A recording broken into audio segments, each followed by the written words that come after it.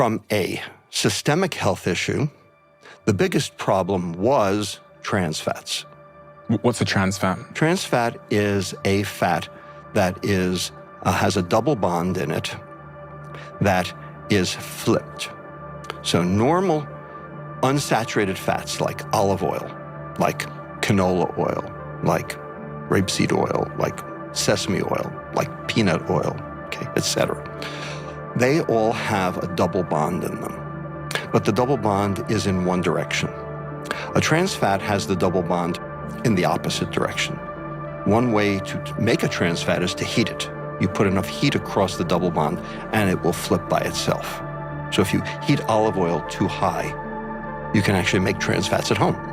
But the food industry used trans fats for food stabilization, to increase shelf life. They've been using it in baked goods since the 1920s. The scientist who first figured out that trans fats were dangerous, Fred Kummerow, figured this out in 1957. But it wasn't until 1988 that anybody took him seriously. And then we started doing research on it and realized, oh my God, this stuff is killing animals and killing people. And finally in 2013, so over 60 years after the initial science, the FDA finally banned trans fats in our food. Without question, trans fats are the devil incarnate. Seriously, consumable poison. No ifs, ands, or buts. Is sugar poison? Sugar is like alcohol. So, is alcohol poison? Depends on the dose. Right? The dose determines the poison. Paracelsus, 1537. We have an innate capacity to metabolize alcohol, and if we stay below that, it doesn't do too much damage.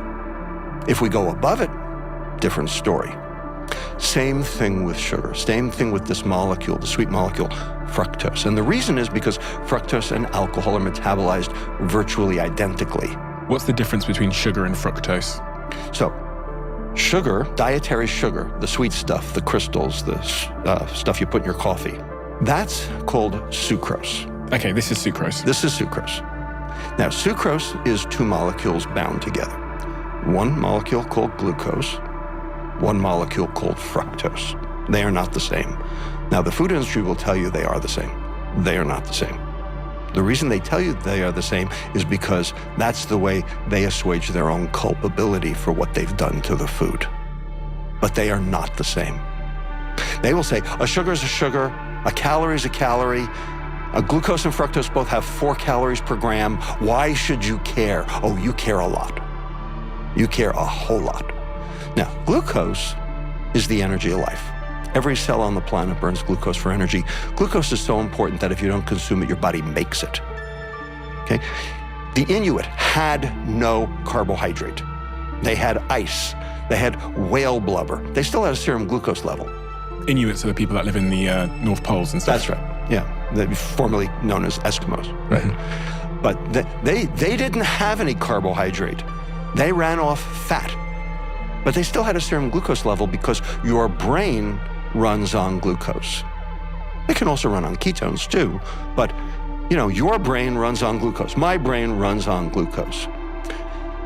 And you need glucose because certain hormones and certain proteins in the body require glycosylation in order to be effective. An example, LH and FSH. When you don't have glycosylation of LH and FSH, the hormones that tell your testicle and your ovary to work, you are infertile. It's that simple. So survival of the species says you need some glucose, but if you're not consuming it, you'll still get it because your body will make it. Right. It will make it out of amino acids. It will make it out of fat. Gluconeogenesis, it's called. So glucose is essential. It's just not essential to eat. Fructose, on the other hand, the sweet molecule in that bag. Which is sort of one of the two parts of the grain of sugar that I see. That's right. One part of it is fructose. That's right. It's the other half. Right. It's the evil twin, if you will. What are the two halves again? Glucose, yeah, fructose. Cool. Fine. Bound together. I need glucose to live. My body will figure that out. Fructose, Do I need this? Not only do you not need it, but in high dose, it's toxic. Now, your liver has the innate ability to metabolize a small amount, on the order of about 6 to 9 teaspoons per day of dietary sugar, so half of that being fructose. So about 12 grams. Your liver can manage about 12 grams of fructose a day. In the same way, it can manage about 12 grams of alcohol per day without showing any signs of any metabolic derangement. But if you go above that, now you get problems. Are we above that? Oh, we are so above that. We are at 50 grams of fructose per day, 100 grams of sugar per day. We're supposed to be at 25, we are at 100.